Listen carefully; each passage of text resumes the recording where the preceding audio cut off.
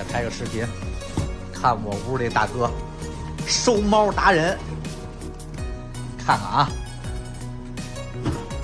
全部2手光猫。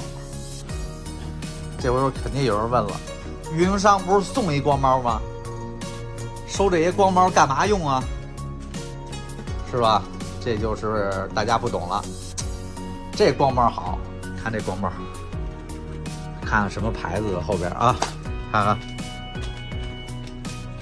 ZTC 啊不 ZTE， 这是什么的？中兴啊，还有华为的。现在运营商给的都是没有这么大牌子了，也不是中兴了，也不是华为了啊，给的就是稍微小厂家的。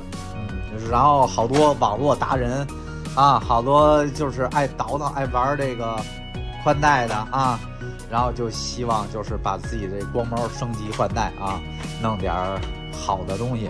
一是整体的网速有所提升，二呢就是它这个也比较皮实，不断线啊，稳定，提升网速的同时还稳定。看大哥倒腾，这家伙一天倒腾好几百个，光猫达人。